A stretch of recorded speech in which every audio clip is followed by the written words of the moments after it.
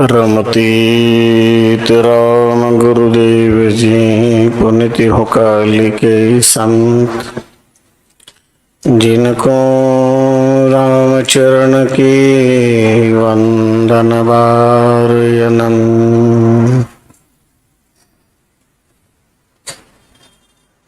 गकारश्च गानवाचको नकारश्च निर्वाणवाचक तयोरीशं परं ब्रह्म श्रीगणेशं प्रणमाम्यहम्।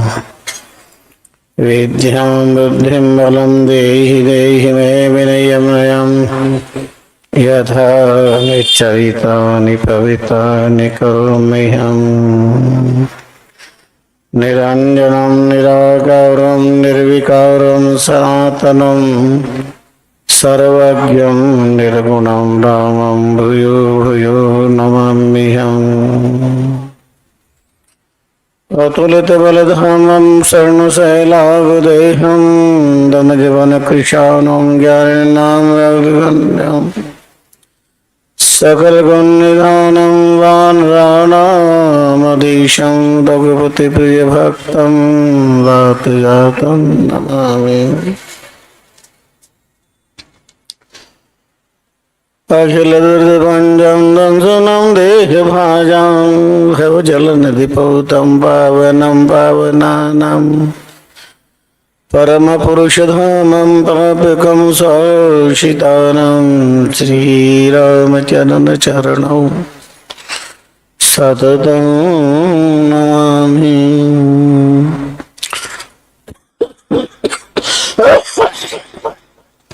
दूर्वास्य मम सदा परिकर्षयन्ते, चैत्तं शरीरमपि रोगेण दहन्ति, संजीवनं च परहस्तगतं सदैव, तस्मात् त्वमेव शरणं मम दीनबन्धो।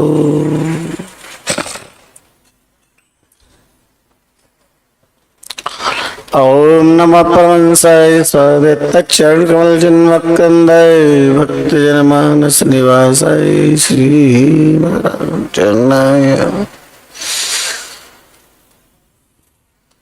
यं सेवासुमवासुते शिव इति ब्रह्मेति वेदान्तिरं, बौद्धा बुद्ध इति प्रमाणपटवः कर्तेति न्यायो।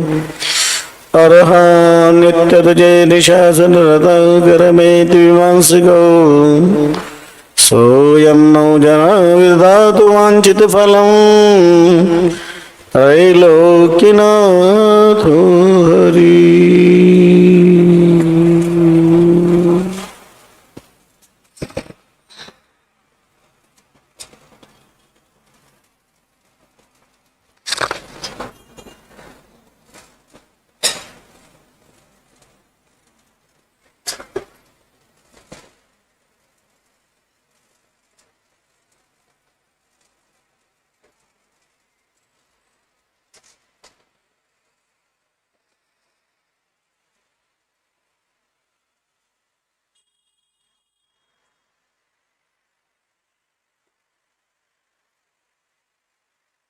राम भजन एकतार सो, जे कोई पकड़े टेक, राम चरणता उपरे उठे विघ्न अनेक।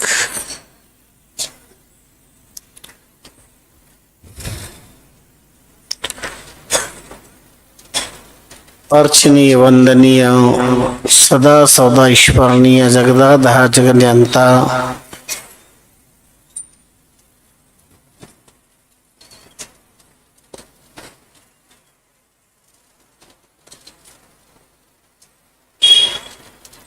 गुणगण निलय सत्यमनंतम ब्रह्म,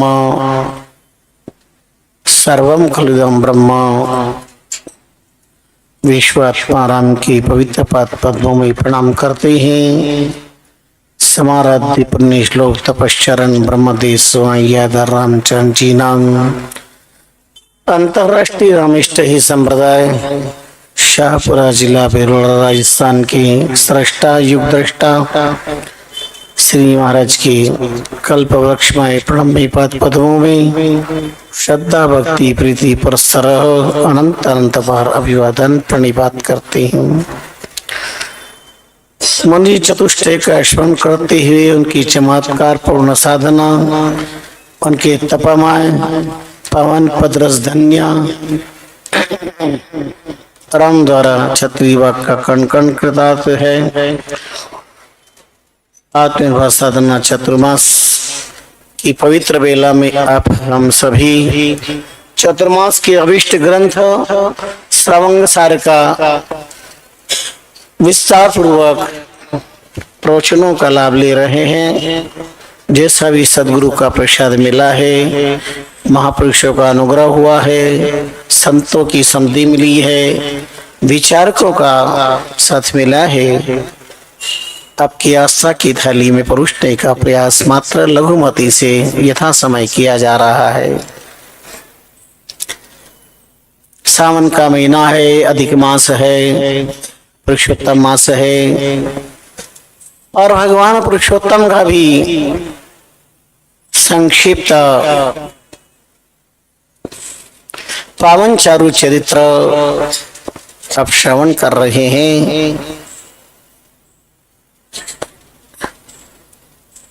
आपकी अपनी भाषा के अनुसार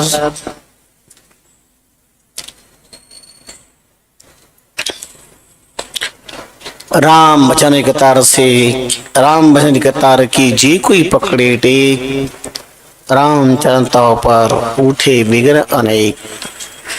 महाप्रभु कहते हैं जब जब भी व्यक्ति साधना के लिए प्रतिज्ञा करता है या कोई टेक का संकल्प लेता है तो बहुत सारे विघ्न उसके जीवन में आते हैं। वैसे कभी कोई आपके जीवन में हलचल नहीं मचती है, पर अगर आप नियम ले लें कि मुझे मौन से भोजन करना है, बाकी घर के लोग आपसे बात नहीं करेंगे, पर आपने प्रतिज्ञा कर ली कि मुझे मौन रख के भोजन करना है, तो भोजन के वक्त ही लोग आके आपसे नाना प्रकार के प्रश्न पूछेंगे। बाकी कोई नहीं पूछता है, किसी को नहीं पड़ी है कुछ भी। तो ये एक परीक्षा है, एक परीक्षा। अगर आपने नियम लिया कि मुझे गुरुवार का मौन रखनी है, तो बाकी 7 दिन किसी के पास वक्त नहीं है आपसे बात करने का, पर गुरुवार को तो वो समय निकाल के भाई आज टाइम मिल गया, सोचा चलो आपसे बैठ के बातचीत करेंगे। आपने ये क्या तोता पढ़ लिया, हम बात कर रहे हैं, आप बात ही नहीं कर रहे। वो कहेंगे राम राम। मौन में राम शब्द बोल सकते हैं, क्योंकि मौन का अर्थ होता है सत्य बोलना। मौन व्रत लेने का अर्थ ये असत संसार में अशक्त शब्द का उच्चारण बहुत होते हैं, असत्य ज्यादा बोला जाता है। तो मौन व्रत लेने का, मौन की टेक का मतलब है कि हम असत जगत में सत्य बोलने की प्रतिज्ञा कर रहे हैं। ऐसे समय में असत संबंध, असत संबंधी, असत जगत का व्यवहार तुम्हारे सत की परीक्षा लेने के लिए कदम कदम पर तैयार खड़ा मिलेगा। तुम लाख प्रयत्न करो, लाख कोशिश करो, कितना ठीक कहा है श्री महाराज ने। राम भजन की तार की जे कोई पकड़े टेक, राम चरण ताऊ परे उठे विघ्न अनेक। उठे विघ्न अनेक, प्रथम तो मन विचलावे। सबसे पहले तो साधना में आपका मन विचलित हो जाएगा। अरे क्या रोज रोज राम राम करना, क्या होता है राम राम करने से? अब इतने दिन हो गए राम राम करते, क्या मिला है? मैं पूछता हूँ कि राम राम करने से क्या नहीं मिला है, क्या नहीं मिलता है और क्या नहीं मिलेगा? आज दिन तक जो कुछ मिला है भगवत भजन के प्रताप से ही मिला है।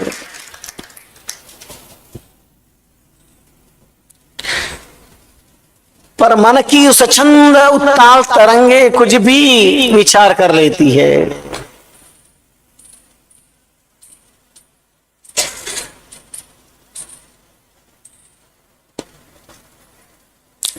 तो मन विचलावे, मन विचलित हो जाता है।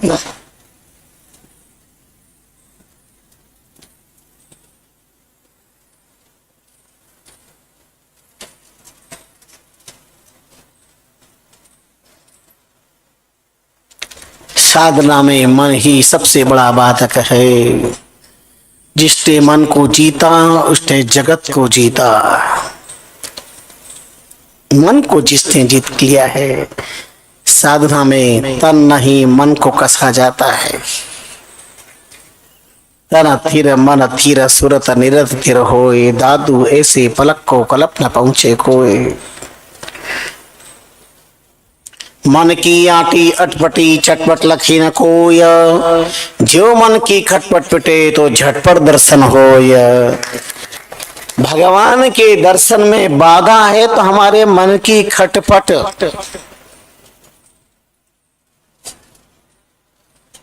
मन का जन्म जन्मांतर का जो अभ्यास है वही मन कर रहा है, इसलिए राम गुरु की कृपा से इसे अभ्यास कराना पड़ता है।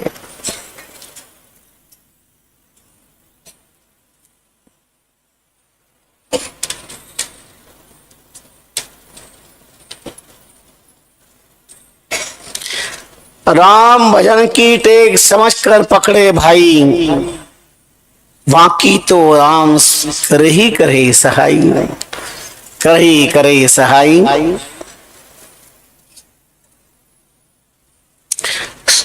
सुकृत एक अजामिल नहीं कियो, यो लियो यम से बचाए। नाम हित सुत जो लियो, सुत हित नाम जो लियो।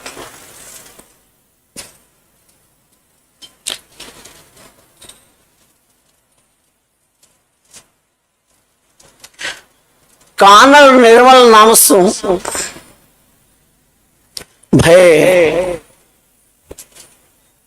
जग जस पार।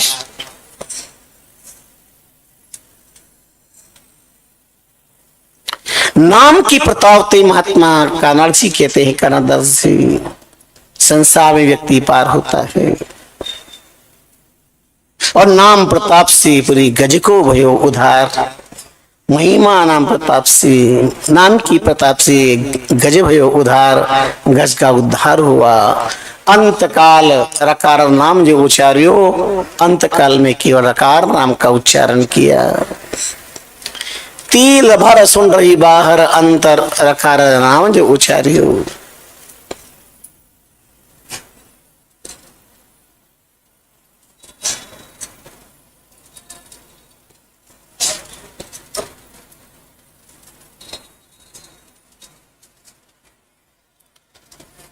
ऐसा नाम का प्रभाव, ऐसा नाम का सामर्थ्य।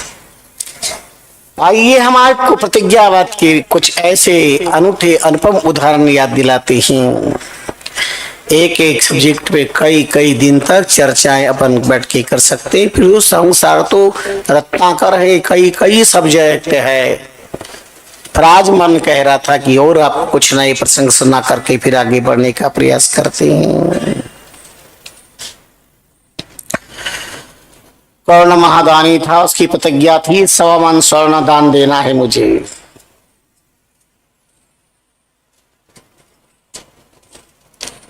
और अंत समय में भी एक ब्राह्मण आ गए कर्ण के समक्ष।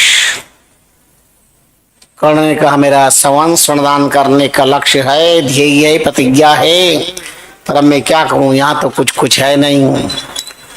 तो उन्होंने कहा ये पत्थर लाके दे दो और मेरे दांत तोड़ दो, दांत में सोने की मैक है बोले लो। उन्होंने कहा तो हिंसा का दान हो जाएगा, ऐसा मैं नहीं कर सकता हूं।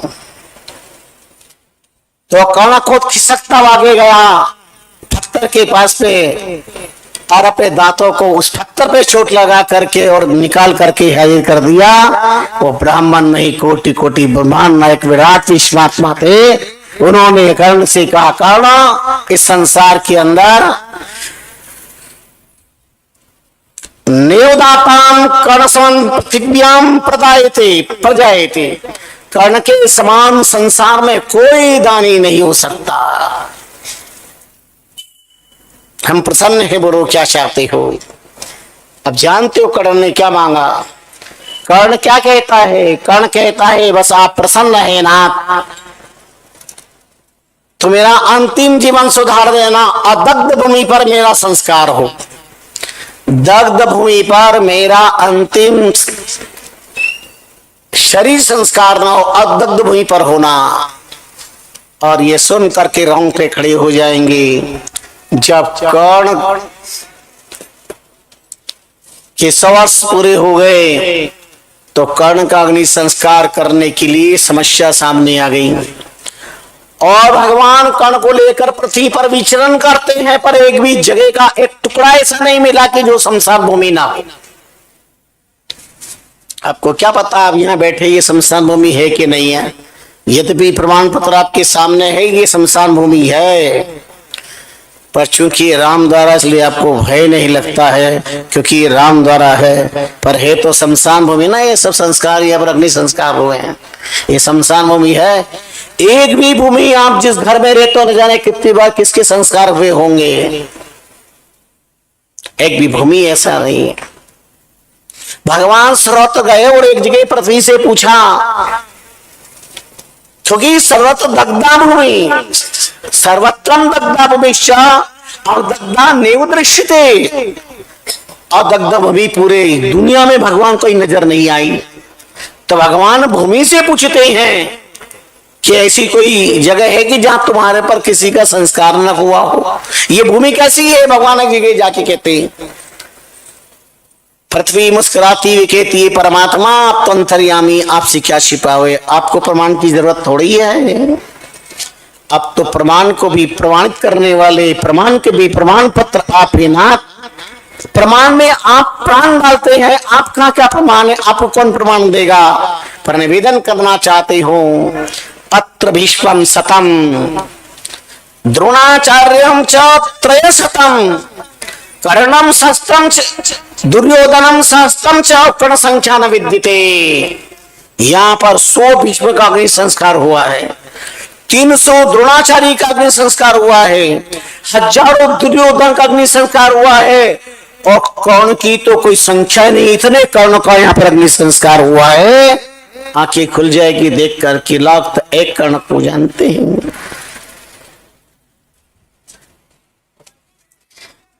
कर्ण का हम ध्यान रखते ही कहाँ है? जो मान का सवामन, धन्य भाग्यशाली जो लोग आए हैं वो कर्ण का ध्यान रख रहे हैं, कान का उपयोग कर रहे हैं। बाकी सब दुकान के ऊपर सके बैठे हैं, दुकान के ऊपर यहाँ बैठे वो अपने कान का उपयोग कर रहे हैं। कान करने यानी कान,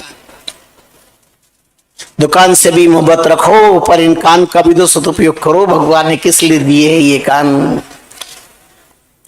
मैं आपसे पक्का वादा करता हूं, इस पवित्र धरती पर महापुरुषों की साक्षी में 1 घंटा सत्संग के लिए अगर किसी निकाला है अपना व्यापार छोड़ के, तो 24 घंटे में वो लाभ नहीं होगा। जो 1 घंटे सत्संग सुन करके जाएगा उसको 4 गुना लाभ प्राप्त हो जाएगा।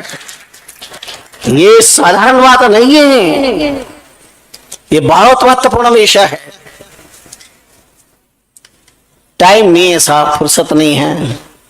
फिर कहते भगवान दुकान ठीक नहीं चल रही, भगवान कहता मेरे पास भी फुर्सत नहीं है, तुझे मेरे यहाँ सत्संग में आने के लिए फुर्सत नहीं थी तो मैं कौन सा फालतू बेटा हूँ, मेरे को भी बहुत सारे काम है दुनिया में। तेरे तो एक तेरी दुकान, एक तेरा पेट, 2-4 परिवार के लोग का पेट भरना, मुझे तो पूरी दुनिया का पेट, विशंबर नाथ कहलाता हूँ, सारी दुनिया का पेट भरना। मेरे पास क्या टाइम है, समय है मैं तेरी बात सुनूं? भगवान के लिए हमारे पास वक्त नहीं, आत्म कल्याण के लिए, साधना के लिए, धर्म के लिए नहीं है, और हम याचना करते।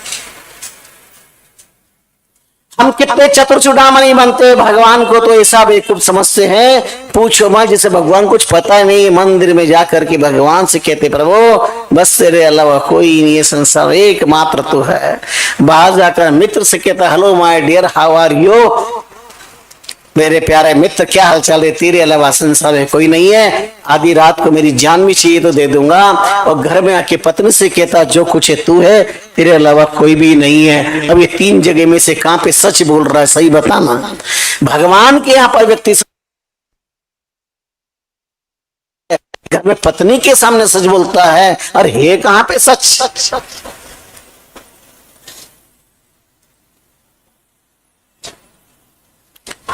सरासर धोखा है, अन्याय है, छल अपनी आत्मा के साथ, खिलवाड़ है खुद के साथ। परमात्मा अंतर्यामी सब पता है तुझे।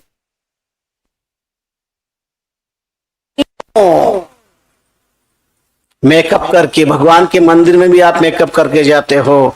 भगवान कहते मेरी आप मेकअप करके मत आओ, मैं कम करके आओ। क्या करके आओ? मेकअप नहीं, मैं कम। अहंकार शून्य होकर के आइएगा।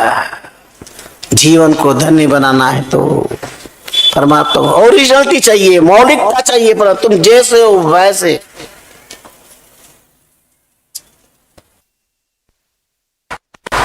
सो भीष्म का यहाँ पर अग्नि संस्कार हो चुका है, 300 द्रोणाचार्य का संस्कार हो चुका है, दुर्योधन सहस्त्रम 1000 दुर्योधन यहाँ पर संस्कारित हो गए, और कर्ण संख्या न विद्यते, कर्ण की संख्या ही नहीं हुई।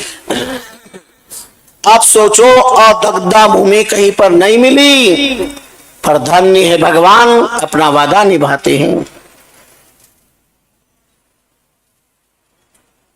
कर्ण का आधा संस्कार कर लेंगे, वाम अस्तेन प्रज्वाल, अपने बाएं हाथ पर अग्नि प्रकट करते हैं और उस पर कर्ण का संस्कार करते हैं। कोई वादा किया कि तुझे अदग्ध पर संस्कार करूंगा। दाया हाथ तो उन्होंने बलि राजा के यहाँ पर याचना में दे दिया था। बलि राजा है दत्यात्माम दक्षिण हस्त, ये दाया हाथ तो बलि राजा के यहाँ पर याचना के लिए दे दिया था, ये भी दग्ध हो गया है। याचना कर ली है तो दग्ध हो गया, पर बायां हाथ दग्ध था।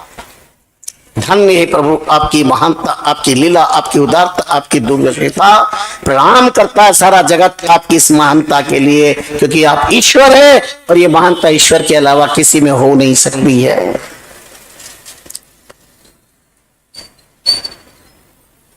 बहुत सुंदर महापुरुषों ने कहा, कृष्ण करा पर दागिया, कर्ण करा पर दागिया, ये द्वापर की बात। और अपने जन के कारण कियो वज्र को हाथ, अपने भक्त के लिए अपने हाथ को वज्र का बना करके और संसान भूमि बना करके इसके पर अग्नि प्रज्वलित करके और कर्ण का अग्नि संस्कार अंतिम संस्कार किया। अब बताओ, भगवान के हाथ पर जिसका संस्कार हुआ होगा वो कितना सौभाग्यशाली होगा, कितना महान होगा, कितना कृपा पात्र होगा परमात्मा का। ऐसा इतिहास विश्व के किसी भी कल्चर में, किसी भी संस्कृति में, विश्व के किसी कोने में ऐसा इतिहास नहीं मिलेगा जो भारत की धरती पर भगवत कृपा का अनूठा अद्भुत दांतों तले अंगली दबाने वाला, रोम विस्मयकारी रोमांच पैदा कर देने वाला प्रतिज्ञावाद का, ये भगवान की प्रतिज्ञा, मैं तुझे वचन दिया है निभाऊंगा। और भगवान के कितने उदाहरण हैं, अपना मान टले टल जाए पर भक्त मान नहीं टलते देखा। भगवान अपनी भक्ति की प्रतिज्ञा पूरी रखते, अपनी नहीं रखते हूँ। सब जानते, प्रख्यात प्रसंग है भागवत का, महाभारत का। भगवान ने प्रतिज्ञा कर ली थी, एक तरफ मेरी सेना और एक तरफ में। अर्जुन ने भगवान को स्वीकार किया और दुर्योधन ने भगवान की सेना को स्वीकार किया, पर भगवान ने कहा मैं निहत्था शस्त्र नहीं उठाऊंगा युद्ध के अंदर, और मेरी सेना के पास शस्त्र होंगे। दुर्योधन ने क्या क्या आपको सेध लगा के चाटे क्या? आप जब शस्त्र नहीं उठाएंगे युद्ध की मुहिम पर तो क्या करेंगे आप अकेले, पर आपकी सेना मेरे पास रहेगी और सशस्त्र रहेगी तो सब पांडु का धूल चटा देंगे। आप अकेले राम जी राजी जालबाजी कर क्या लेंगे? पर दुर्योधन भूल गया जो एक परमात्मा सारा विश्व का सृजन करता है, पोषण करता है, और एक क्षण के अंदर रिजेक्ट को रिजेक्ट कर देता है, भाव के इशारे मात्र से महाप्रलय मचा देता है। आज उस परमात्मा के सामने दुर्योधन अज्ञान से कहता है मुझे आप अकेले नहीं चाहिए, आपकी सेना चाहिए। भगवान ने जा बेटा तू सेना ही ले ले, परिणाम आपके सामने है। पांडवों ने एक परमात्मा को स्वीकार किया, एक धर्म को स्वीकार किया, एक कीर्ति को स्वीकार किया, एक भक्ति को स्वीकार किया, एक प्रतिज्ञा, एक केवल परमात्मा हमें चाहिए। ये पांडु की प्रतिज्ञा थी, हमें कुछ नहीं चाहिए, एक परमात्मा चाहिए।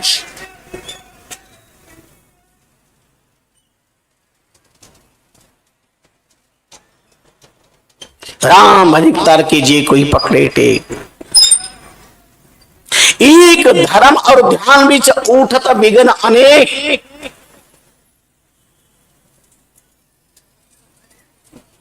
एक धर्म और ध्यान बीच उठत विघ्न अनेक। संत वही संत दास, तो भी छांडीर नाम की टेक।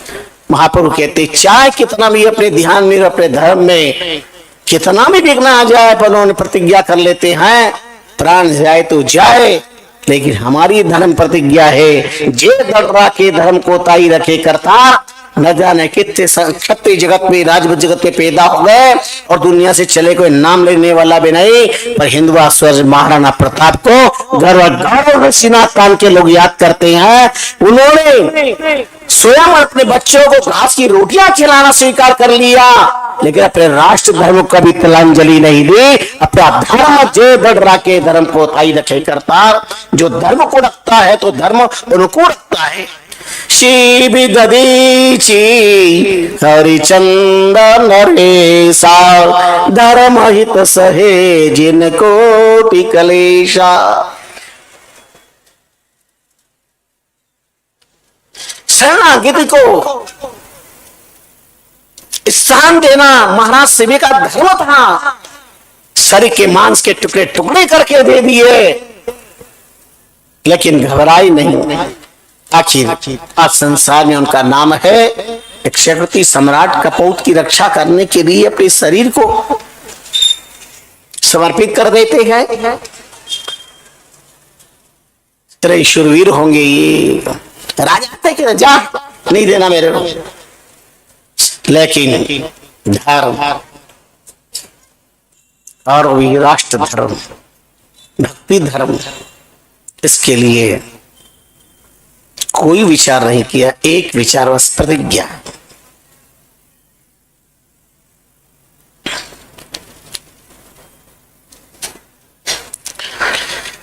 और आप जानते कि वृंदावन की धरती पर 4000 मंदिर हैं कृष्ण के, प्रत्येक प्रतिज्ञावाद का एक मंदिर है राम का।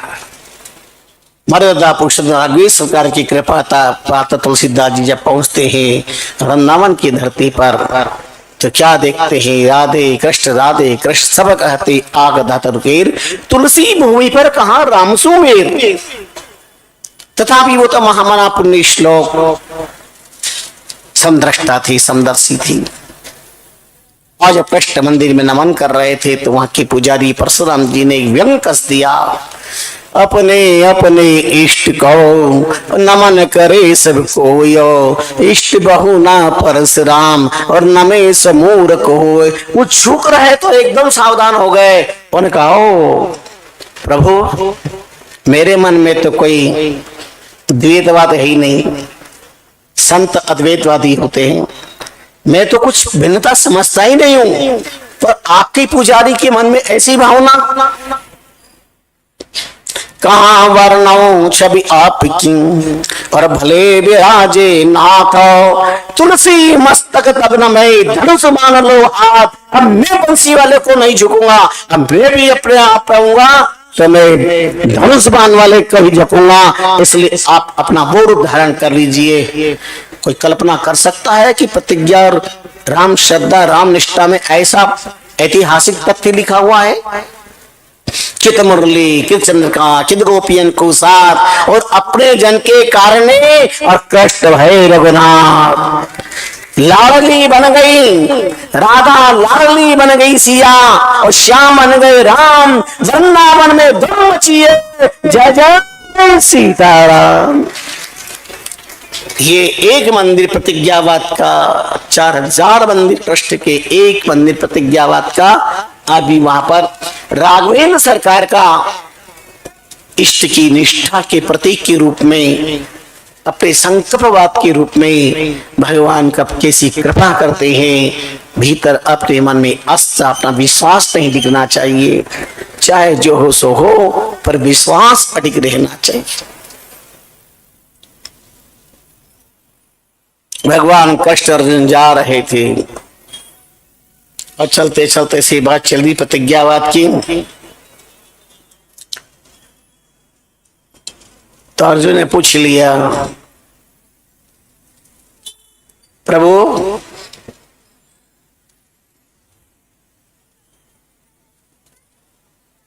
प्रतिज्ञावाद के बारे में आपका क्या ख्याल है, आपका क्या विचार है? भगवान ने कहा नेक विचार है, अच्छा विचार है। तो बोले प्रभु जब जब भी मैंने प्रतिज्ञा करी है और प्रतिज्ञा तो हमेशा मैंने निभी है। भगवान समझ गया अर्जुन को अहंकार आ रहा है। भगवान ने कहा, अर्जुन कहता है कालांतर में भगवान की लीला हुई। बोले आप मेरे को सही प्रतिज्ञा की कोई बात बताइए। भगवान ने कहा ठीक है बताते। चलते चलते अर्जुन के गले में एक सुंदर माला थी। तो भगवान योगेश्वर कृष्ण कहते अर्जुन तेरे गले माला बड़ी सुंदर है और ये माला अगर तू मेरे को दे तो मजा आ जाएगा। अर्जुन ने कहा वाह प्रभु कैसी बात कर रहे हो? ये माला के बारे में मैंने प्रतिज्ञा कर रखी है कि अगर किसी को माला दूंगा तो राम दुहाई है। ये माला का बड़ा इतिहास है, इसलिए माला मैं दे नहीं सकता क्योंकि मैंने राम दुहाई प्रतिज्ञा कर रखी है। भगवान ने कहा ठीक है कर रखी है तो अच्छी बात है मत दे। और थोड़ी दूर चलते चलते सुंदर जलाशय आया, सुंदर तीर्थ जलाशय। जलाशय को देख करके और अर्जुन का प्रभु कितना निर्मल जल भरा हुआ है, आपकी आज्ञा हो जाते यहाँ पर जरा जलाचमन कर ले, स्नान कर ले, आनंद आएगा, थकान मिट जाएगी। भगवान अरे सुंदर जरूर। पहले भगवान का स्नान करके और बाकी विराज गए अपने रथ पर। फिर अर्जुन गया और अर्जुन ने जैसे डुबकी लगाई और डुबकी लगाते ही सामने एक शेर दिखाई दिया। अब शेर को देख करके अर्जुन पानी के अंदर कहां जाए, भागा और शेर भी पीछे। तो शेर को भगाने के लिए से कोई नजर नहीं आया, हाथ मारा कुछ नजर नहीं आया। अपने गले में माला थी और निकाल करके उसने यूं घुमाकर और शेर को जो भगाने के यूं किया तो माला छूटी और सीधे शेर के गले में और माया खत्म हो गई। और अर्जुन जो है पानी से बाहर निकला, पसीना पसीना हुआ। अब अर्जुन कुछ बोले तो क्या बोले, माला कहां गई? शेर के गले में। खैर भगवान भी कुछ नहीं बोले ना। भगवान ने पूछा अंतर्यामी परमात्मा को सब पता है, पर अर्जुन ने कहा कि मैं अगर कुछ कहूंगा तो भगवान कहेंगे क्यों रे मैंने मांगा जब तो दिया नहीं, और तेरी माला कहां गई तो मैं क्या कहूंगा। झटपट पर नहा धो के कपड़े पहन करके और अपने गले को बार बार यूं पैक करके और रथ पर रखकर बैठ गए। भगवान वहां से चल दिए, भोजन प्रसाद पाया। और उसके बाद अचानक अर्जुन के थोड़ा से गले का कपड़ा युवा। भगवान अरे अर्जुन वो तेरे गले की माला कहाँ है? और प्रभु माला माला। अर्जुन कुछ बोल नहीं पाए। भगवान चुप क्या हो गया? तेरी तो राम दुहाई थी, प्रतिज्ञा करी थी कि मैं माला किसी को नहीं दूंगा, राम दुहाई है, तेरी माला गई कहाँ पे? अर्जुन की आंखें छलक पड़ी। बोले प्रभु किसी की ताकत नहीं मारा ले सके, पर माला तो मेरी कहीं नहीं गई है, पर आपकी माया के सामने सब नतमस्तक है। ये कोई आपकी माया थी? मेरे को जंगल पानी के अंदर शेर मिला, उसको भगाने के लिए कोई शस्त्र साधन नहीं थे, तो मैंने यूं किया माला हाथ में, इसको यूं घुमा के मारा तो माला फिसल के उसे गले में चली गई और शेर न जाने कहां गया। अरे वो तो सब ठीक है, तूने जब प्रतिज्ञा की थी ना कि मैं किसी ने दूंगा तो राम दुहाई है, आज तेरी प्रतिज्ञा कहां गई? प्रतिज्ञा कहां गई? प्रभु ये आपने मेरे साथ कुछ किया इसलिए ऐसा कुछ हुआ, ऐसा मेरे को ऐसा लगता नहीं है। अच्छा ठीक है। भगवान ने कभी भी इसके अंदर कुछ तो कुछ और अपनी ताकत का हम है। 4 दिन के बाद फिर भ्रमण करने के लिए निकले और घूमते घूमते अचानक अर्जुन थक गया और भूख प्यास लगी। तो भगवान से कहा मुझे बहुत भूख प्यास लग रही है, कुछ खाने के लिए। चला भी नहीं जा रहा। भगवान ने कहा ये फिर जा, मैं देखता हूँ कहीं जलवल मिलता कुछ खाने को मिले तो मैं जाके आता हूँ, यहीं रहना, आगे मत बढ़ना। बोले अगर तू आगे बढ़ गया तो राम दुहाई। बोले हाँ राम दुहाई अगर आगे बढ़ूंगा तो। और वहीं खड़ा हो गया अर्जुन। अब भगवान गए खोज में जल की और कुछ पेट की ज्वाला को शांत करने के लिए कुछ खाने पीने की खोज में गए। भगवान को भी खोज करने जाना पड़े क्या? अरे भगवान के तो संकल्प से सब मिल जाता है। लेकिन भगवान को अपनी लीला करनी थी। अब खोज में गए तो देर हो गई। अब अर्जुन इतना अकुल व्याकुल हो रहा है कि उसे तब भूख, साहब भूख बड़ी खतरनाक चीज होती है। भूख रांड भूंडी और आख्या बेटे होंडी। भूख छित किन्न करोति पापम क्षीणा नरा निष्करुणा भवन्ति। अरे भूखा मरता व्यक्ति क्या नहीं करता, बड़े से बड़े वज्र पाप भूखा मरता व्यक्ति करने लग जाता है। ये सुन करके आपको आश्चर्य होगा, भूख जैसी भीषण भयावह स्थिति कोई नहीं ला सकता। भूख के कारण गांधारी अपने 100 बेटों की लाश पर चढ़ जाती है। भगवान कहते गांधारी, बोला तुम कहां हो? एक ऐसी नारी जिन्होंने अपने पति के साथ विवाह किया और उसे पता चला कि मेरे पति जन्मांध है, संसार को नहीं देखते, धन्य पतिव्रता धर्म भारत की धरती का। उसी वक्त उसने अपनी साड़ी फाड़कर अपने आंखों पर पट्टी बांध ली। जिस जगत को मेरा पति नहीं देखता है उस जगत को मैं क्यों देखूं, मैं भी पति पदानुगमन करूंगी। और संसार को पट्टी बांध ली। और पूरे जीवन में गांधारी जैसी नारी ने 3 बार आंखों की पट्टी खोली है। और आज आंखों की पट्टी जब खोली तो देखा अपने बेटों की लाश के ऊपर जैसे बोरियों की थप्पी लगते हैं, ऐसे 100 बेटों की लाश पर चढ़ी है भूख के कारण। भगवान ने कहा आंख खोल के देख, तू है कहां पे? बोले ये क्या? बोले तेरी भूख ने देख देख तेरे बच्चे की लाश पर तेरे को चढ़ने के लिए मजबूर कर दिया। भूख इतनी खतरनाक होती है। जो जने वही हने।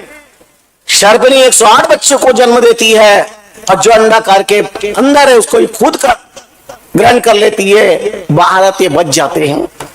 भोक्षितः किन्न करोति क्षीणा नरः निष्करुणा भवन्ति।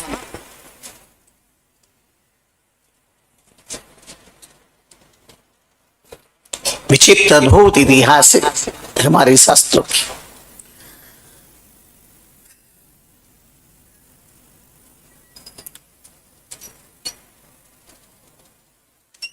इतने में क्या हुआ, एक व्यक्ति कुछ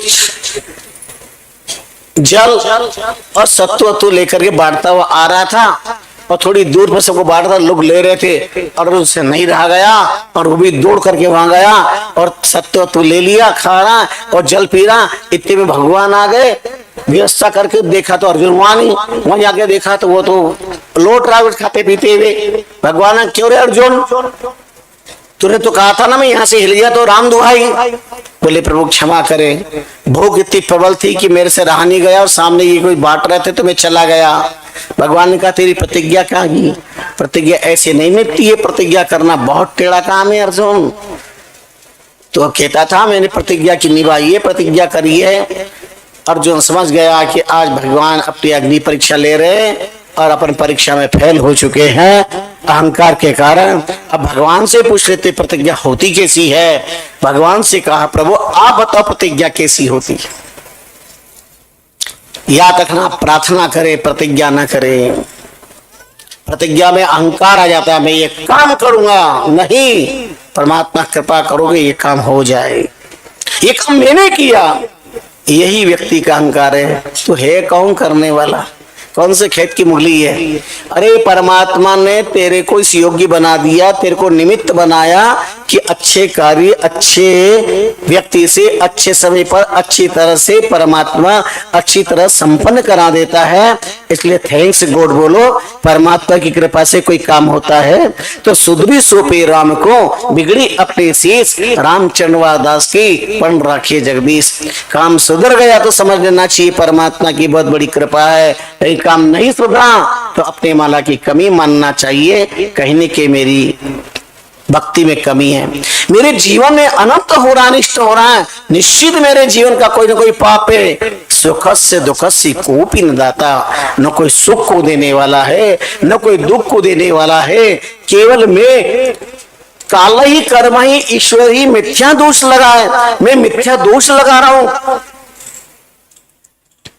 दुर्घटना हो गई, फ्रैक्चर हो गया, कुछ हो गया, तो लोग कहते राम राम राम, भगवान बहुत खोटी करी, राम राम राम राम राम, भगवान बहुत खोटी करी भाई, एक्सीडेंट हो गया और ऐसा ऐसा हो गया और व्यक्ति मर गया, ये हो गया, और तुम्हारे घर में बेटा पैदा हो, वाह साहब बड़े पुण्यवान हो, आपकी पुण्य, आपके बेटा पैदा हुआ, क्या न्याय है आपका? आपके यहाँ खुशी है तो आपका पुण्य, और दुख हो गया तो भगवान के माथे, क्या न्याय है? क्या संसार का फैसला है? इसी को न्याय कहते हैं क्या? चलो फैसले की बात सुनाता हूं आपको, बहुत बढ़िया, याद रखिएगा न्याय कैसा होता है, फैसला कैसा होता है। 4 व्यापारी थे, एक गांव में जन्मे, एक समाज में, एक जाति के, और एक साथ व्यापार शुरू किया। तो व्यापार करें तो क्या व्यापार करें? उन्होंने कहा अपन कपास का व्यापार करो। चलो साहब कपास का व्यापार करो। तो एक ने कहा इतने बड़े व्यापार करने के लिए गोदाम की जरूरत पड़ेगी। बोले गोदाम ले लो, अमुक चंद का बहुत बड़ा गोदाम है, और गांव के वजह से बाहर है, डायरेक्ट ट्रक आएंगे और रुक जाएंगे गोदाम। गोदाम ले लिया साहब, ओ बहुत सारा कपास गोदाम के अंदर रखना शुरू कर दिया। अब कपास का गोदाम और 4 जने मिलकर व्यापार कर रहे हैं, चारों का बराबर हिस्सा है, और अब धीरे धीरे क्या हुआ, चूहे मामा घुसने लगे। तो कपास को कुतर चारों ने सोचा तो बड़ा भारी संकट है, अपना तो कपास छिन्न भिन्न कर देंगे, नुकसान कर देंगे। बोले क्या करें? बोले एक तरीका, बोले क्या? बोले बिल्ली पाल लो। तो साहब बिल्ली तो पाल लो, बिल्ली होगी किसकी? अरे किसी की नहीं होगी, व्यापार साथ में शुरू कराए, गांव के एक जाति के समाज के, बिल्ली अपन चारों की होगी। तो बिल्ली चारों की होगी तो ये कैसे कि चारों की कैसे हम बांटेंगे? बोले चारों व्यापारी ऐसे करो, बिल्ली के चारों पैर में अपने अपने मन पसंद रंग का पट्टा बांध दो। बिल्ली के पैर में हरा, नीला, पीला, जैसा अच्छा लगे, सबने अपने अपने रंग का पट्टा बांध दिया। उसने कहा ये मेरा है इस रंग का, इस रंग का मेरा है, इस रंग का मेरा है। अब बिल्ली के आने से चूहों का हंगामा खत्म, तूफान खत्म, बहुत आनंद के साथ में काम चल रहा था। एक दिन बिल्ली गोदाम के ऊपर से लगाई छलांग, तो बिल्ली का पैर फ्रैक्चर हो गया, अगला पैर, चोट लगी। तो उस पैर का जो मालिक था, और उसने कहा भैया मैं इसका मालिक हूं, उसको चोट लगी है, डॉक्टर के पास ले गए। और डॉक्टर के पास ले गए तो उसका इलाज करवाया और उसको पट्टी बांध दी। अब पट्टी बांध दी तो आप जानते हो पैरों में कई लोगों के लगती है, और पट्टी बांधते, पट्टी कितनी देर रहती है? घंटे, 2 घंटे, 4 घंटे, मजबूत बांधो तो भी 2-4 घंटे में तो इंसान की पट्टी खुल जाती है। तो बिल्ली तो चलने फिरने वाली है, वो पट्टी ढीली हो गई और थोड़ी सी खुल गई, यूं करके वो बिल्ली जहां जाती है तो पट्टी पीछे पीछे आती है। और बिल्ली आ रही थी, किस्मत की बात, पड़ोस में आग लग गई। आग लगे तो बिल्ली उधर से आ रही थी तो पट्टी घीस के आ रहे थे, पट्टी में आग लग गई। अब आग लगी तो बिल्ली दौड़ करके गई और कपास के गोदाम में घुस गई। अब मुझे कहने की जरूरत नहीं है, जब बिल्ली के पैर में लगी पट्टी में आग लग गई और वो गोदाम में घुस गई, तो गोदाम में आग लगनी थी, नुकसान होना था। 3 व्यापारियों ने बिल्ली के उस पैर वाले व्यापारी के खिलाफ केस दायर किया कि साहब इसके पैर में पट्टी थी, उसमें आग लगी, उससे गोदाम में गई और आग लगी, तब भयंकर नुकसान हुआ। हम तीनों को इस व्यापारी से हर्जाना दिलाया जाए, हमारा भयंकर लाखों का नुकसान हो गया है। उसके पक्ष का भी वकील था, उनके वकील थे। अब 2 वकील कई वर्षों तक लड़ो तो लड़ो, पर जब तक जजमेंट देने वाला जज जजमेंट न दे तब तक लड़ते रहो।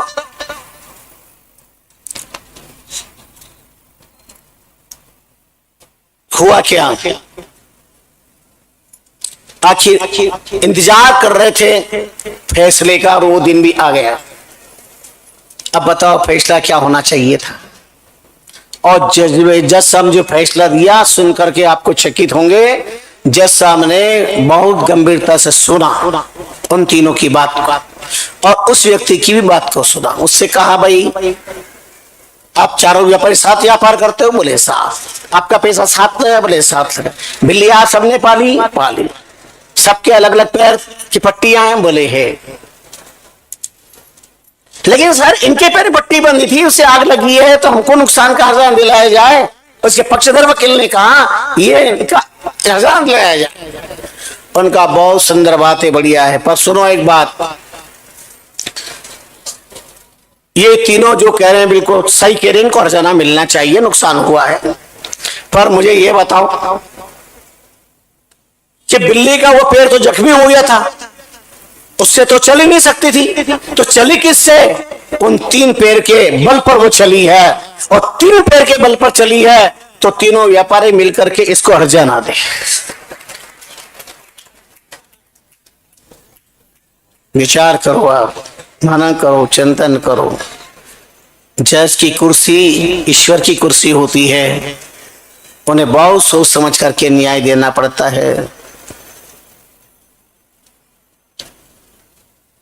स्वामी रामचंद्र जी महाराज ने ऐसे शब्द का प्रयोग किया है, अभी मैं नहीं करना चाहता, पर वाणी है, महापुरुषों के वाक्य है।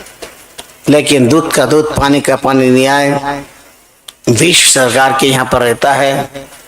तुम कितना ही काल कर्म ईश्वर को दोष लगा दो, लेकिन परमात्मा को पता है कि तुम्हारे जीवन का जो सुख दुख है वो सुखस्य दुखस्य कोपी न दाता, न कोई सुख को देता है न दुख को देता है, तुम्हारे अपने कर्मों का ही हिसाब किताब है। तो आइए, मैं चाहता हूं प्रतिज्ञावाद का प्रसंग आज ही पूरा कर दो, नहीं अगर बाकी रह गया तो कल फिर आपको और सुनना पड़ेगा। इतने प्रसंग है टेकवाद में, प्रतिज्ञावाद पर। तो अर्जुन ने पूछा प्रतिज्ञा होती कैसी है? भगवान ने कहा चलो मेरे साथ, कैसी किसको कहते हैं टेक और प्रतिज्ञा, चलो। और अर्जुन भगवान के साथ में आए, तो भगवान अर्जुन को लेकर के गांव में पहुंचे। एक भक्ति ने भाव बिना स्वागत किया, बड़े आनंद के साथ में, और भगवान से कहा प्रभु, उन्हें क्या पता ये भगवान है, उसको भी साधु, स्वयं भी संत वेश में, अर्जुन को भी संत वेश में बना लिया। तो हमारे यहाँ संत बता रहे हैं, दादू साधु देख के दीजिए शिष्ट नवाए, ना जाने किस भेग में नारायण मिल जाए। इसलिए शरीर वंदनीय नहीं है, वेश वंदनीय है। व्यक्ति अहंकार होके सोचता है कि शायद ये दुनिया हमको प्रणाम कर रही है, हमको हमारी पूजा कर रही है, लेकिन यह अज्ञान है, यह वेश प्रणम्य है, वेश वंदनीय है।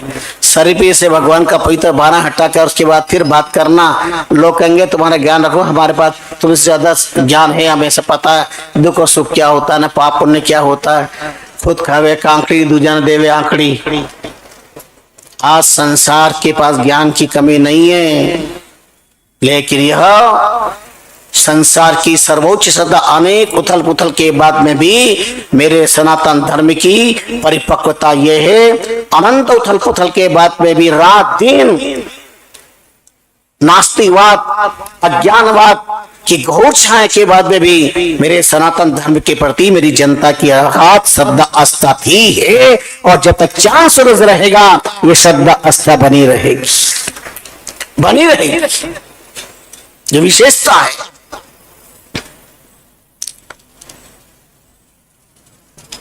वे रोकड़ा तो पहले डोकड़ा, बिन पैसा वालों छेल छबिलो यो नारी न पावे रे। ऐसा हो जाए, पधारो साहब, सेठ साहब, परसान साहब पधारो।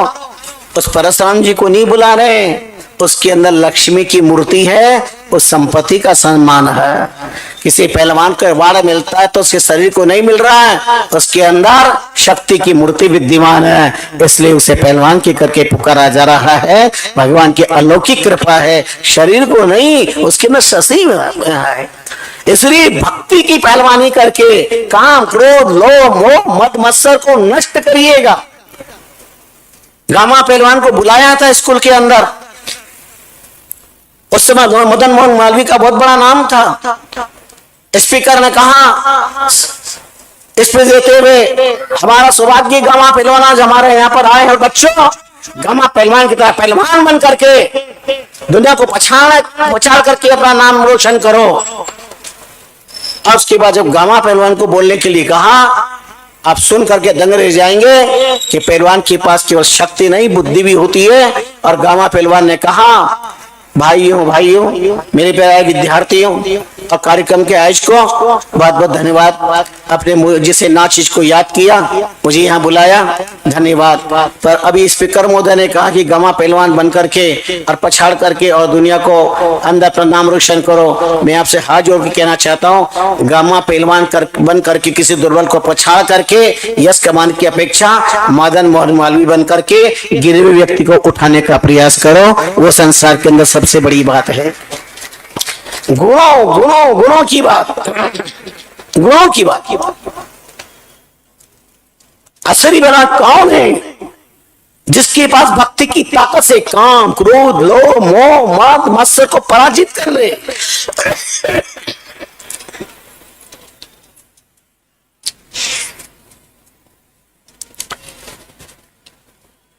भगवान का स्वागत हुआ। प्रसंग मत भूला करो, याद कर लिया करो वापस, नहीं तो आगे आगे पाठ में पीछे सपाट। तो भगवान का स्वागत हुआ और भोजन का आग्रह किया। भगवान ने कहा ठीक है। आनंद फानंद में भोजन तैयार हुआ। पत्नी ने भोजन तैयार किया, थाली लाकर परोसा। भगवान के लिए, अर्जुन के लिए, यानी संत थे, गुरु शिष्य, थाली रख दी, रखिए प्रसाद पाओ। भगवान ने अर्जुन की तरफ देखा, उसके बाद उसकी तरफ देखा, उनका क्यों भैया तुमको पता नहीं है, हम वो साधु हैं, हम इसके यहाँ भोजन करते हैं तो अकेले नहीं करते हैं, भोजन का जो यजमान है वो भी हमारे साथ में बैठ के भोजन करे। आनंद फानंद में एक थाली वो तैयार कर दी, बैठिए। भगवान ने कहा भाई हमारा नियम है, जिसके यहाँ बैठे पहले वो शुरू करे तब हम शुरू करते हैं। क्या राज है इसमें, क्या रहस्य इसमें, सुनिए आप। किसे कहते प्रतिज्ञा। और जैसे अरे प्रभु आप तो शुरुआत करें, महात्मा जी आप शुरुआत, भाई कैसे करें? अच्छा ठीक है। और यूं लेकर यूं करना चाहोगा, अरे प्रभु एक मिनट, ए देवी अचार रखना तो भूल गई, अथाना ले अचार रखना भूल गई, मैं लेके आता हूं। और वो लेने गया, वो बस लौट के नहीं आया। अर्जुन ने पूछा भगवान ये क्या? भगवान ने कहा इसका नाम है प्रतिज्ञा।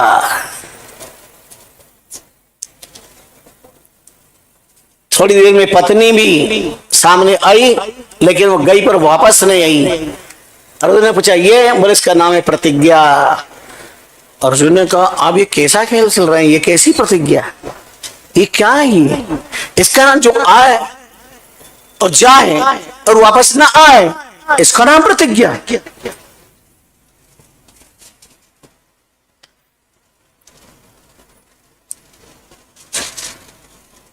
बात बहुत अजब गजब की है। अब आगे का प्रश्न आज सुनोगे कल सुनो,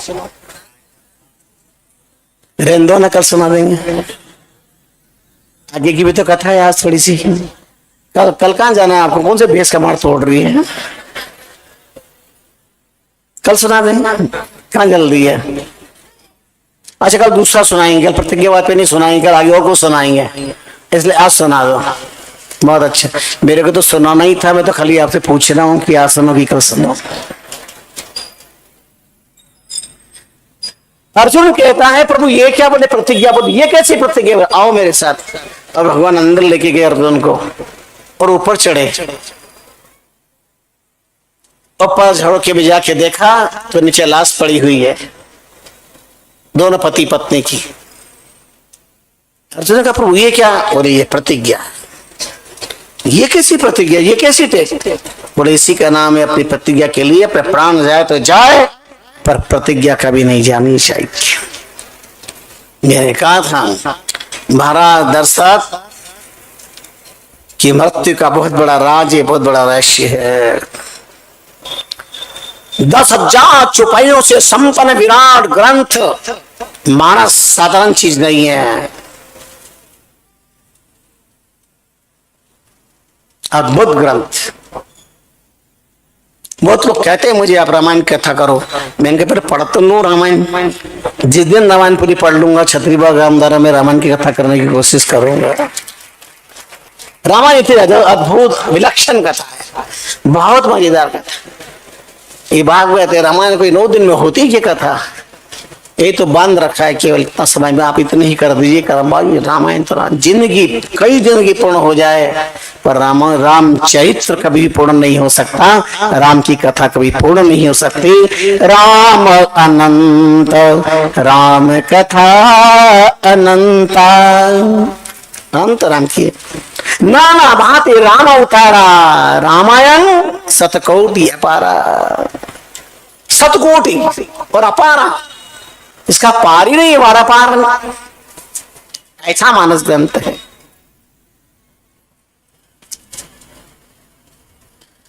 एक एक प्रसंग बहुत है, एक चौपाई वेद वाक्य ही तुलसी के।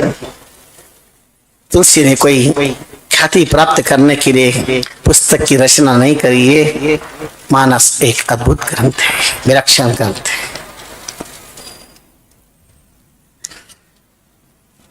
और रामायण तुलसी ने लिखी ही नहीं। अब चूकी नहीं, फिर कौन है ये लिखने वाला? तुलसी ने नहीं लिखी है, साक्षात राम ने तुलसी के अंदर बैठ करके चरित्र लिखने की प्रेरणा अद्भुत प्रकार से की है। अरे राम का चरित्र हनुमान जी ने भी अपने वज्र तुल्य नाखूनों से किया था, और ऐसा रामचरित्र रसदा हनुमान नाटक के नाम से जिसे पढ़ करके महर्षि वाल्मीकि को भी ईर्ष्या हो गई थी। और हनुमान जी ने जब वाल्मीकि रामायण को देखा तो पूछा, मैं बहुत खुश हूँ, क्या आप मांगना चाहते हैं रामचरित्र पढ़ करके आपका ऐसा सुंदर? तो उन्होंने कहा वादा करो मैं जो मांगू आप देंगे। तो उन्होंने कहा बोलो क्या? तो उन्होंने कहा कि आपके द्वारा जो रचित रामचरित्र है वह तुल्य नाखून से जो आपने रामचरित्र लिखा है, आप इस कृति को पानी में डाल दीजिएगा, वरना मेरी कृति को कोई पूछने वाला नहीं है, केवल आपकी ही कृति को पूछेंगे, मेरी कृति नहीं फैलेगी, आप इसको पानी में डाल दीजिए। हनुमान जी वचनबद्ध थे, उनका ठीक है, मैंने आपको वादा किया है तो मैं डाल देता हूँ, लेकिन एक बात कहता हूँ, आपने इधर अच्छा कार्य करने की बात में भी साधारण मानव की तरह मात्सर्यता पैदा कर ली, ईर्ष्या पैदा कर ली है, जाओ आपको फिर संसार में मनुष्य बन के आना पड़ेगा।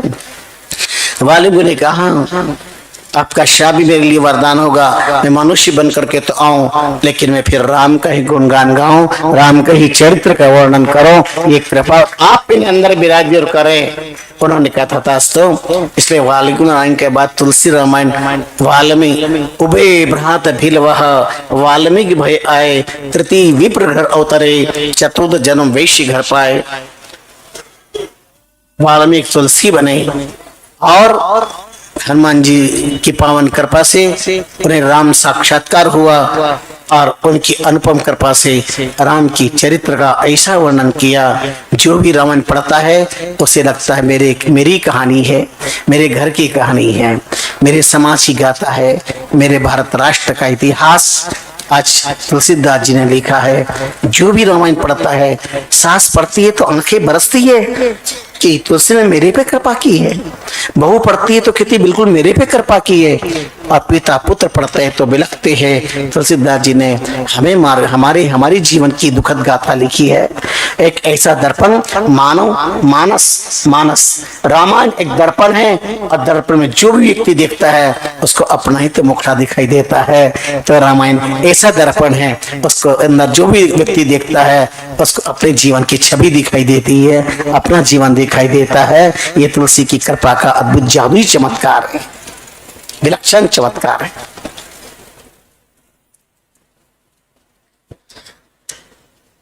अर्जुन पूछता है प्रभु ये क्या, ये प्रतिज्ञा कैसी, टैग कैसी?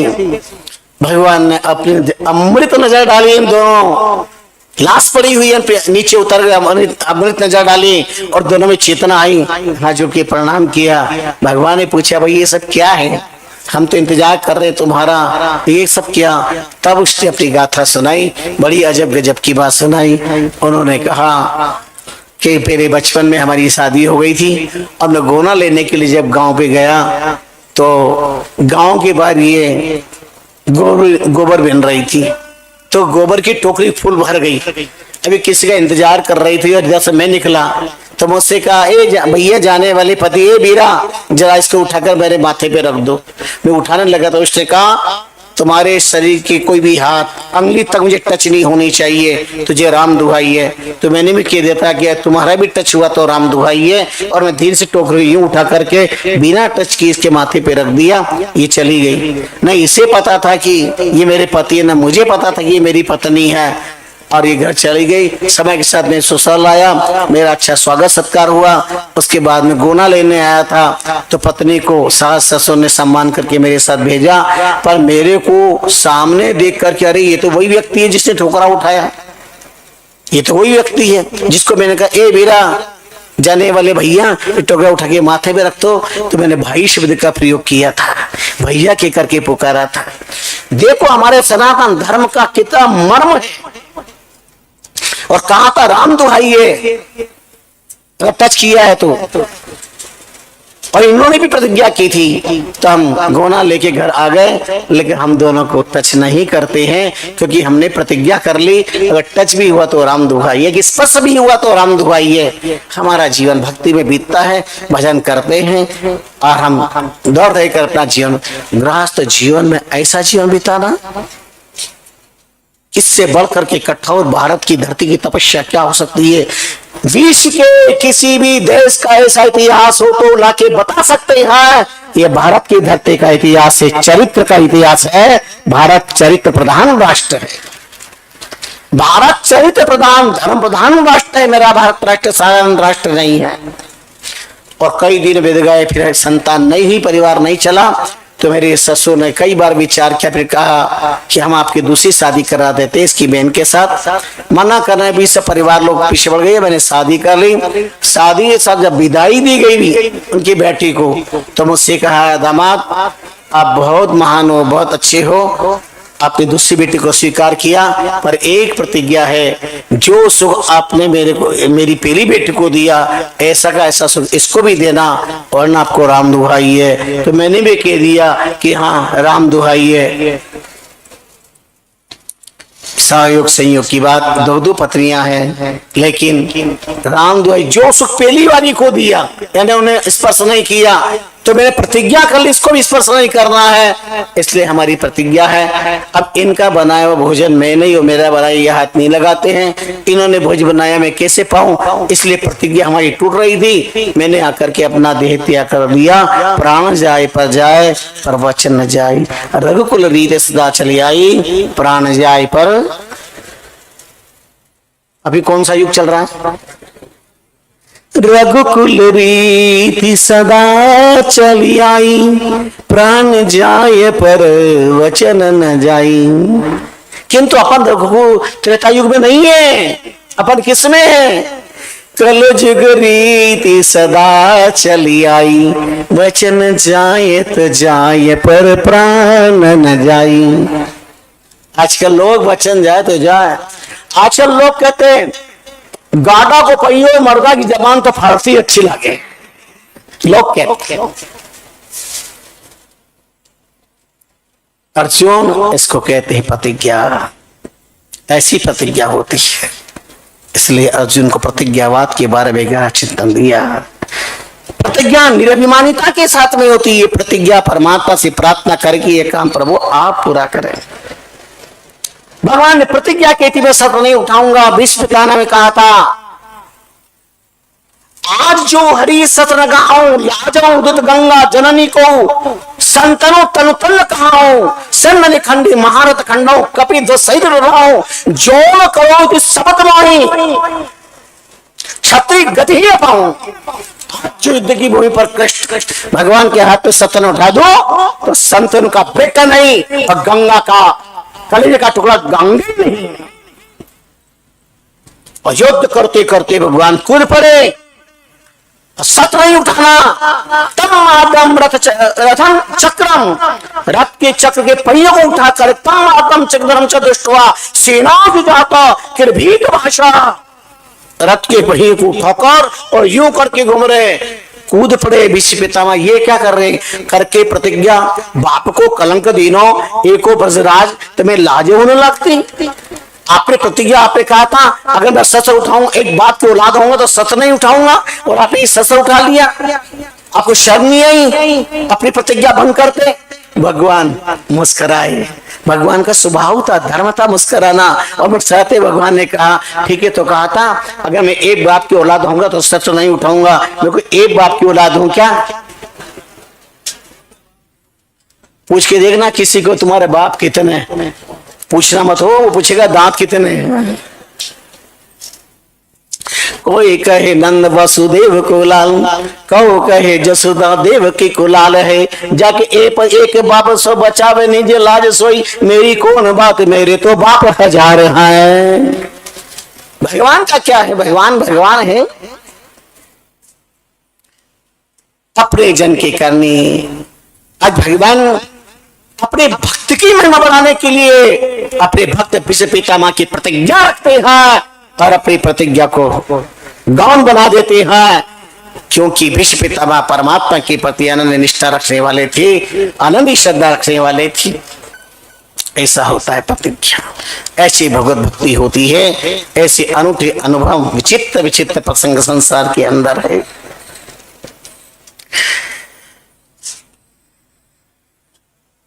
पुरुषोत्तम मास के ऊपर कृपा हुई परमात्मा की। सूत जी पूछते सोमगादिक ऋषियों से आगे क्या हुआ? भगवान ने अपना नाम पुरुषोत्तम दे दिया, महीने का नाम पुरुषोत्तम मास कर दिया। तब उन्होंने कहा बाद में भगवान से कहा कि अब इसी देख के वैकुंठ में जाइए, अधिक मास को अपने पास रखिए। और भगवान वैकुंठ में लेकर के आते हैं और अपने पास रखते हैं पुरुषोत्तम मास को पुरुषोत्तम धाम के अंदर।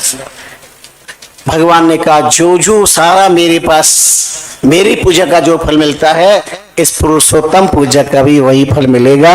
मेरी नाम साधना का, मेरे व्रत का और मेरी आराधना का जो फल मिलता है, अब पुत्र को पुत्र, दरिद्र को संपत्ति, रोगियों की रोग मुक्ति, जिसके जो कष्ट है वह पुरुषोत्तम मास में व्रत करेंगे, उन्हें सब प्रकार का फल मिलेगा।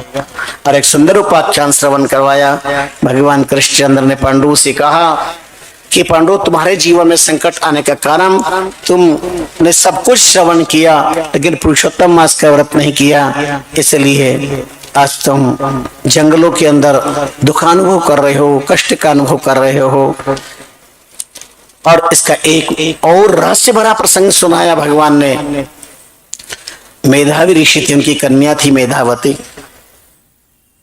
मेधावी ऋषि अपनी कन्या को पुत्रवत मानते थे, उसकी इच्छा पूरी करते थे। धीरे धीरे यौवन पे पहुंच गई, पर बचपन में माता चली गई। मेधावती को बहुत दुख हुआ। माँ को खो कर किस बेटी को दुख नहीं होगा? संसार के अंदर जननी जननी है, माँ माँ है, उसकी कोई उपमा संसार में नहीं है। आकाश ने सगर्व धरती से कहा, ए धरती, तो इंसान के पैरों के नीचे रहती है और मैं इंसान के माथे पे रहता हूँ। धरती ने मुस्कुरा करके विनम्रता से कहा, हाँ आकाश, मैं इंसान के पैरों नीचे रहती हूँ और तुम इंसान के माथे पे रहते हो, पर सारी दुनिया माँ मुझे कहती है, माँ मुझे कहती है, धरती को माँ कहती है। सोचो, आप विचार करो।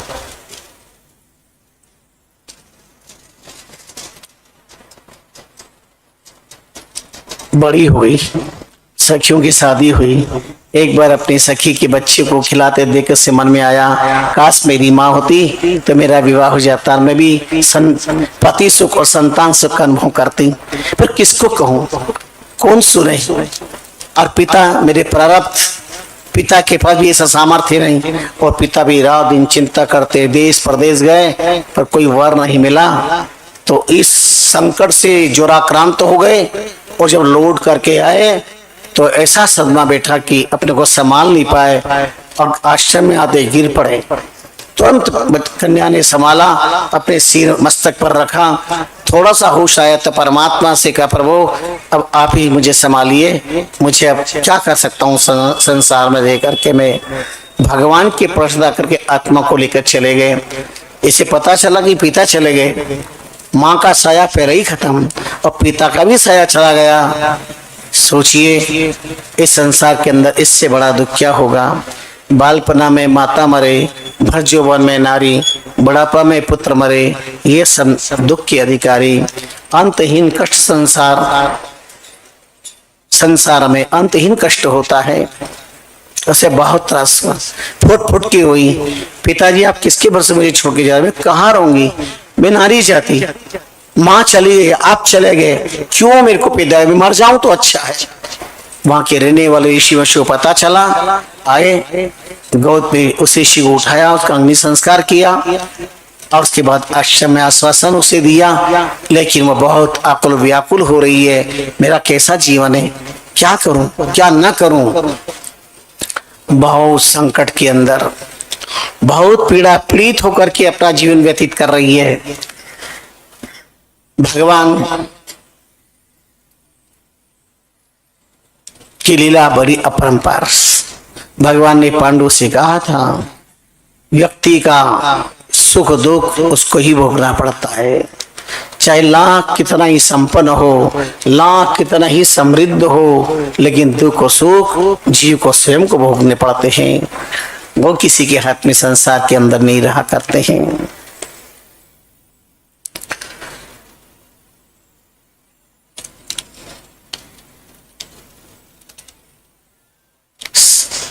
और इस संबंध में एक बहुत सुंदर उदाहरण दिया गया है।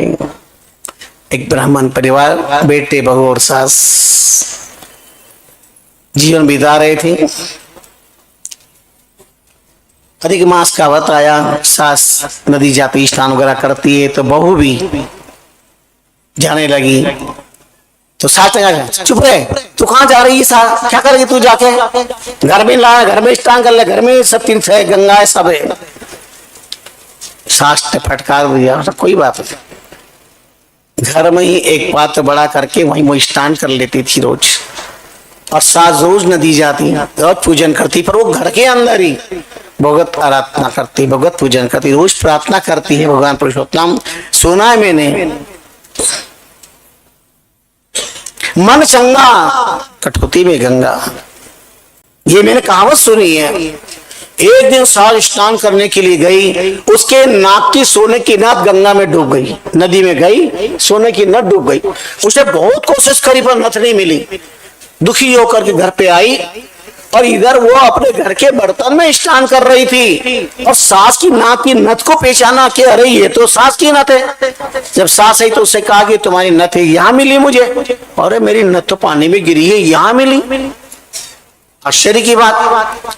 2-4 दिन के बाद फिर वो गई तो उसकी सोने की अंगूठी पानी में गिर गई वहां, लेकिन वो नहाई नहीं घर में तो वहां मिली। उन्होंने कहा ये है तो मेरी सास की अंगूठी। और जब आई तो उसको दी तो सास ने विचार किया ये कोई ना कोई ढाकन है, जादूगरनी है और ये उल्टा सुल्टा काम करके कल कहीं मेरे बच्चे को मौत की घाट में उतार दे और कहीं मेरे पर भी कब्जा ना कर ले। तो उन्होंने समय आने पर अपने बेटे से सब नमक मिर्ची लगाकर उल्टी सुल्टी बात उसे सुनाई। बेटा समझदार था, उसने कहा ठीक है माँ, अधिक मास पूरा जान दो फिर बात में करेंगे। इस तरह सब करता चलते रहे। अधिक मास पूरा हुआ और ब्राह्मण भोजन आदि करवाया सास ने, व्रत उद्यापन किया, सब प्रकार का कार्यक्रम किया। और जब ब्राह्मण को भोजन कराया जा रहा था उस समय अचानक आकाशवाणी हुई। भगवान पुरुषोत्तम बोले, ए सास, तूने महीने भर तक नदी स्नान किया, पूजन किया, गौरी पूजन किया, नाम स्मरण किया, दान पुण्य किया, सब किया है, पर इस समय सच्चा व्रत करने वाली वो मैना तेरी सास है, तेरी बहू है। उस बहू की तपस्या सबसे बड़ी है, उसको मैं आशीर्वाद देता हूँ, वो फूलेगी और फैलेगी और वो सच्ची सुपाता बिन्नी है, सच्ची निष्ठा श्रद्धा रखने वाली है। ये आकाशवाणी सब लोगों ने सुनी और आश्चर्यचकित रह करके कहने लगे, अरे कभी नदी न गई, कुछ नहीं गई, पर आज पता चला कि भगवान पुरुषोत्तम की ऐसी कृपा हुई, ऐसी अलौकिक कृपा हुई। फूट फूट करके रो करके उन्होंने कहा, प्रभु आप परमात्मा हो, जैसी कृपा मेरी आप मेरे को आपने मेरे पर की है, इन सारे ब्राह्मणों को, गांव वालों को और मेरी माँ को भी आप दर्शन देके कृतार्थ करिए। उसकी भक्ति में इसी ताकत थी, भगवान पुरुषोत्तम प्रकट हो गए और सबने दर्शन करके अपने को निहाल कर दिया। ऐसा है भक्ति का प्रताप, ऐसी अनूठी लीला है भक्ति की, ऐसा है चमत्कार भक्ति का। ये पुरुषोत्तम महात्मा के प्रसंग और कथाएं भी साधक को मजबूत करने के लिए है, साधना की प्रबलता बताने के लिए है। कितना भी संकट में जीव हो, पुरुष का साथ ना हो पर पुरुषोत्तम का साथ एक पर भी ना छोड़ा जाए, परमात्मा का साथ एक क्षण भी ना छोड़ा जाए। चलते फिरते उड़ते बैठते हर पल हर क्षण परमात्मा के साथ निष्ठा बनाए रखे। एक मैंने बहुत सुंदर बात सुनी है, बड़ी प्यारी। एक गांव का पटेल था, 4 बच्चे थे उसके, और अपना जीवन बिताता था, पर वो भगवान में श्रद्धा निष्ठा रखता हुआ अधिक मास का व्रत कर रहा था। बड़ी मजे की बात है, सुनिए। जब अधिक मास का व्रत कर रहा था तो भगवान की उसके ऊपर कृपा हुई और अपने खेत पे बैठ करके भजन कीर्तन करता, और भगवान की कृपा हुई तो खेत पे पटेल को भगवान ने दर्शन दिए। उन्हें पूछा आप कौन? बोले हम ईश्वर। आप कहाँ से आ रहे? बोले मैं स्वर्ग में। तो मुझे भी स्वर्ग देखना है। भगवान ने साथ ले लिया, अच्छा चलना तो देख ले, और साथ में लेकर स्वर्ग दिखाने के लिए गए। अब भगवान से कहा आप मुझे बताओ क्या क्या यहाँ। उन्होंने गोलोक धाम बनाया, बताया, ब्रह्मलोक धाम बताया, ये बताया, वो बताया, देखो सब कुछ दिखाया, और इस पे 15 दिन लग गए। इधर खोजबीन होने लगी। बच्चों ने कहा हमारे पिता का पता नहीं है, पिता कहाँ चले गए। तो एक विद्वान थे, ब्राह्मण से पूछा कि पिता का पता नहीं है तो आखिर पिता गए कहाँ, जरा पता लगाया जाए। उनका देखो अगर 15 दिन में आ जाए तो ठीक, नहीं तो उनका अंतिम संस्कार विधि जो भी होती हो आप उस निमित्त में कर देना, पुतला बना करके कर देना। जो भी संस्कार करते ना मिलने पर ऐसे ही किया जाता है। उनका ठीक है। इधर 15 दिन पूरे हुए हैं और अंतिम क्रियाक्रम करने वाले थे, और अचानक पटेल प्रकट हो गए। आगे भगवान ने कहा देख लिया, अब चलो। बाबा छोड़ के आ गए। उसको देखा तो उसको गौरे ये तो कोई भूत प्रेत पिशाच दिखते हैं। हमारे पिताजी जो चले गए वापस कैसे आए? अरे उन्होंने ब्राह्मण को बुलाया, उन्होंने कहा मैं भूत प्रेत नहीं तुम्हारा बाप हूँ, लेकिन मैं जीते जी स्वर्ग देखने गया था। अरे लोग कहते हैं कोई स्वर्ग जाके आता है क्या? अच्छा बताओ कोई आए क्या? स्वर्ग जाके आए क्या? अच्छा ये भी तुमको पता है जिंदगी भर व्यक्ति ने अच्छा काम नहीं किया, राम धरा नहीं, मंदिर नहीं, संत नहीं, सदगुरु नहीं, राम राम नहीं, देव दर्शन नहीं, परोपकार नहीं, फिर भी मरने के बाद क्या लिखते हैं? स्वर्गीय। क्यों तुम्हारे पास टेलीफोन आया क्या? चिट्ठी आई क्या कि मैं स्वर्ग में मर गया हूँ, रेम टीवी देख रहा हूँ, आनंद में हो और तुम भी आ जाओ मेरे पास? लिखा क्या? फिर भी अपन लिखते स्वर्गीय क्यों? क्योंकि हमारी हिंदू संस्कृति कितनी मान है, हम मरने के बाद में भले हमारा शत्रु भी है पर मरने के बाद में हम सद्भावना रखते हैं भगवान इसको स्वर्ग में निवास दे। और बचपन में भी माँ बाप को उस बड़े बड़ों को दर्शन देते, दर्शन करते, झुकते हैं, वो क्या कहते हैं? स्वर्ग में वास हो। इसका मतलब क्या मर जाए ऐसा कहते हैं क्या? तेरा स्वर्ग में वास हो मतलब तेरे को सब प्रकार का सुख मिले, सब प्रकार का आनंद मिले, ऐसी सद्भावना होती है। तो ये हमारी वैदिक पुरानी भारतीय संस्कृति है। अब ये सब पीछे पड़ गए पटेल के। आपने स्वर्ग के दर्शन कर लिए दादाजी पिताजी, हम भी दर्शन करेंगे, हमको भी दर्शन कराओ। काम वाले ने कहा हमको भी दर्शन कराओ। हम कैसे मान लें कि आप स्वर्ग में गए? अब उन्होंने भगवान पुरुषोत्तम को याद किया, बोले प्रभु ये तो बहुत बड़ी समस्या हो गई, अगर आप ये इच्छा पूरी नहीं करोगे तो लोग मेरे को जीते जी यहाँ पर अग्नि संस्कार कर देंगे। ये क्या ये भूत प्रेत पिशाच है, स्वर्ग से कोई आता है क्या? भगवान ने गरुड़ जी को भेजा। गरुड़ जी आए, उन्होंने पटेल से कहा कि तुम मेरे इस विमान को पकड़ लो और तुम्हारे पे, दूसरे पे, तीसरे पे, चौथे से दूसरे के पैर पकड़ लो, जितने पकड़ सकते पकड़ लो। सब ने एक दूसरे गरुड़ जी थोड़ा सर करके ऊपर उड़े और एक एक करके सबने पहले पहले पटेल ले और फिर दूसरे सबने एक दूसरे के पैर पकड़ लिए और विमान आधे में लटका था, धीरे धीरे और लंबी कतार लग गई। सारे के सारे और चलते चलते ऊपर पहुंचे और सारे गांव वालों ने पटेल से कहा अरे तो हमको जीते सर ले जाना पड़े, वहां क्या लड्डू बनाएंगे? लड्डू मिलेंगे क्या? उन्होंने कहा हाँ लड्डू मिलेंगे। और क्या मिलेंगे? जरूर लड्डू मिलेंगे। तो गांव लड्डू मिलेंगे तो लड्डू कितने बड़े बड़े मिलेंगे और कितने मिलेंगे? और हाथ छोड़कर इतने बड़े और इतने सारे मिलेंगे, और हाथ छोड़कर इतने बड़े, सबके सब नीचे पड़े।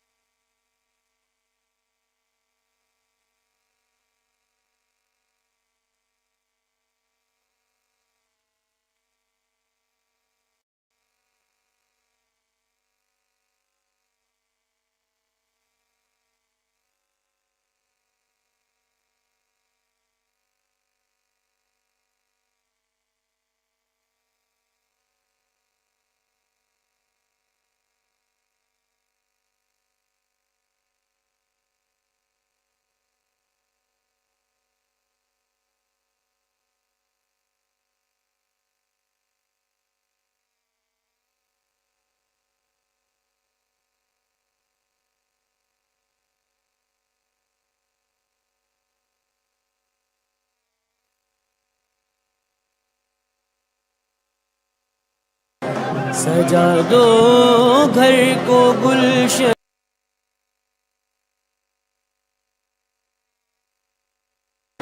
सजा दो घर को गुल